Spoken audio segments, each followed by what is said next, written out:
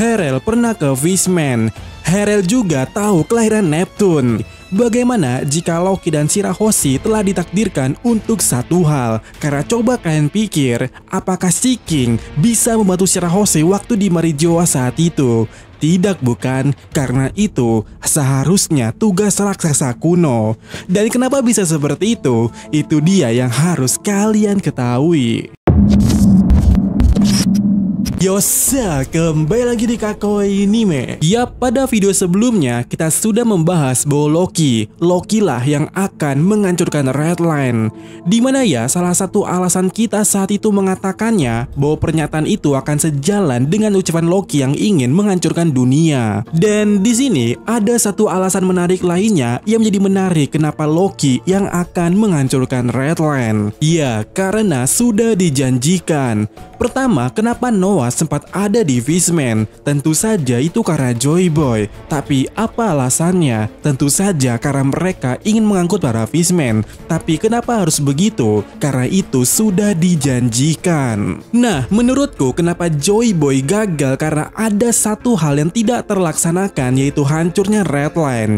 Jadi bentuk dari hancurnya Red Line itu juga adalah janji yang sudah dijanjikan, namun Joy Boy gagal. Dan kenapa Joy Boy bisa gagal? Itu artinya nikah saja tidak cukup, bukan? Yap, itu logika yang harus kita terima. Dan hal menariknya, di dunia One Piece ini kita mengetahui satu makhluk atau lebih tepatnya ras yang dikaitkan atau dikatakan sebagai penarik benua, yaitu Ors atau ras raksasa kuno. Nah, kemana mereka saat itu? Berpihak kemana pula mereka saat itu adalah hal yang harus kita pertanyakan. Karena ya pada mural yang dijelaskan oleh Saul juga, mereka tidak bertemu lagi. Bahkan di dunia pertama dan kedua, keterangannya mereka tidak bertemu. Nah, kalimat mereka tidak bertemu adalah indikasi yang sangat jelas bahwa ya mereka tidak bersama. Sehingga Joy Boy gagal di abad kekosongan, jelas jawabannya karena mereka tidak bertemu lagi. Entah itu karena kematian atau memang dari awal tidak ikut di barisan Joy Boy karena terhalang suatu hal yang membuat mereka tidak mungkin untuk bisa bertemu.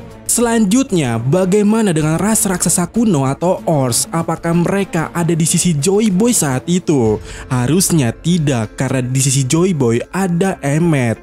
Dan aku bertanya-tanya ya di sini kenapa bisa ada Emmet yang merupakan robot berbentuk Ors ataupun raksasa kuno? Apakah ras Ors yang asli saat itu telah krisis identitas atau jumlah?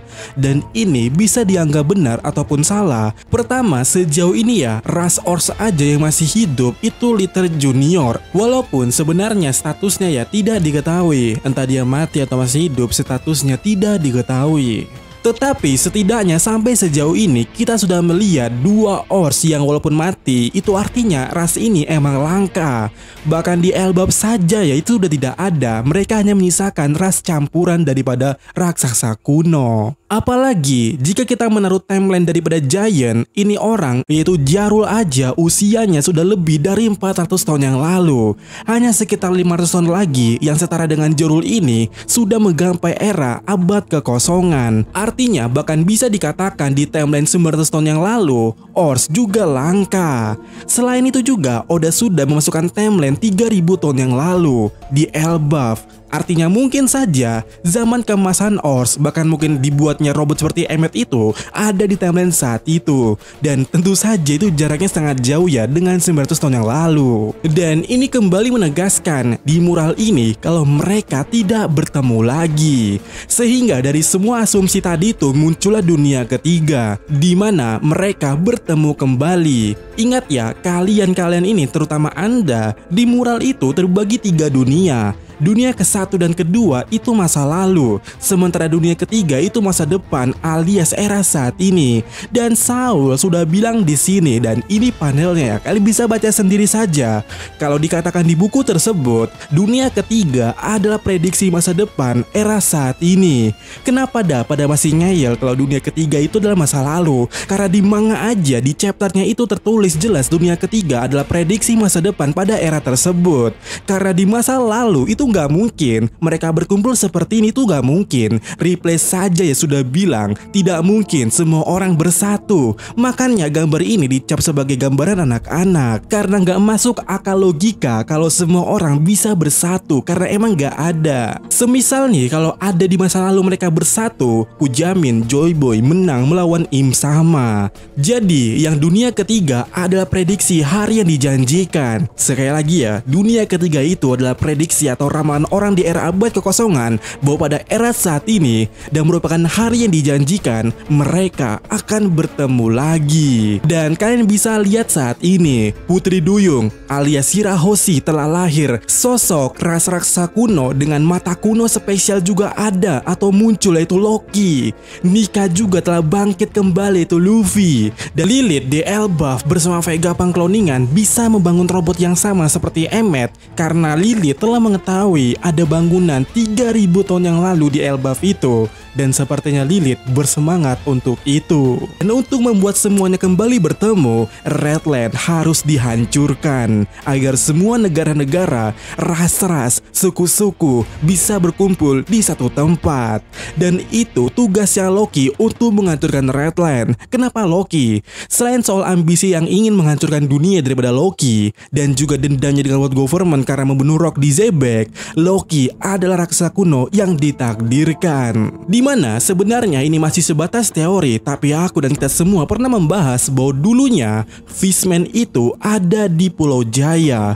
Pulau yang hilang ini, bagian kecil ini yang hilang itu dulunya Fishman. Jadi sebenarnya suku Sandian dan Fishman dulunya berada di satu pulau yang sama. Itulah kenapa kalian sadar di Poneglyph lonceng emas Sandora menjelaskan Poseidon. Karena apa? Karena mereka dulu di satu pulau yang sama. Asumsi ini bisa diperkuat jika kalian melihat bangunan yang ada di Istana Ryukyu dan bangunan yang dibangun oleh si Sandian ini. Mereka di atapnya sama-sama memiliki tanduk. Dan menariknya, dari sejauh ini kita melihat mereka tidak memiliki sejarah makhluk yang memiliki tanduk. Tapi kita bisa menemukan di peta Pulau Jaya ada sosok makhluk bertanduk. Dan dia sedang berada di wilayah kosong yang menurut kita pada saat ini adalah Fishman yang hilang dari sana.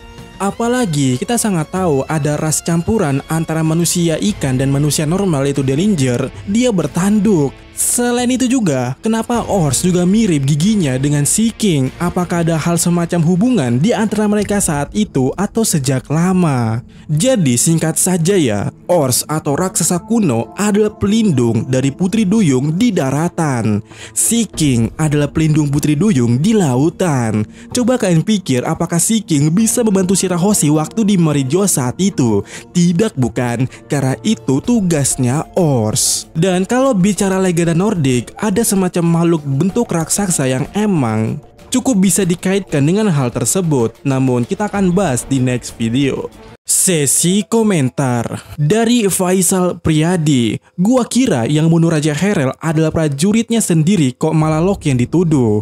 Nah, ini emang masih perdebatannya juga ya. Siapa sebenarnya yang membunuh Herel? Apakah Herel waktu dicucuk sama prajurit ini? Apakah Herel sudah mati di sana di momen tersebut? Atau ternyata ada plot twist lagi waktu itu? Ya kita tunggu aja ya untuk chapter mendatang.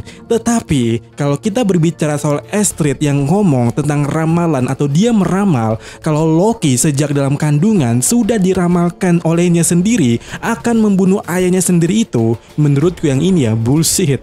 Karena masa iya anjir, kata-kata tersebut keluar setelah dia melihat wajah Loki. Namun sebelum dia melihat wajah Loki, dia tampak happy-happy aja, iya kan? Dari Code Fames, bagaimana kalau si Astrid ini antek-anteknya Imo, yang dimana Imo sudah tahu tentang ada sosok kuat di ras raksasa, yang sosok tersebut akan tercipta atau terlahir dengan mengawinkan ras raksasa dari klan ini dan klan itu, dan Astrid yang disiapkan Imo ini sengaja dijodohkan dengan Herel agar nantinya tercipta Loki. Tapi karena sosok raksasa yang diinginkan Imo, si Loki ini masih harus dimasak, maka si Astrid ini disuruh membangun citra jelek ke Loki.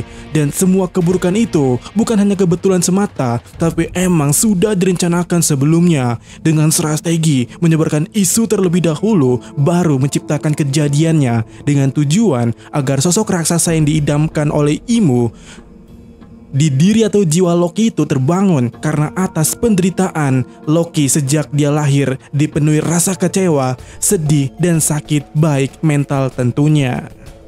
Tunggu, apakah itu jangan-jangan Samrock datang ke Elbaf dan ingin merebut Loki karena atas perintah Imo tersebut?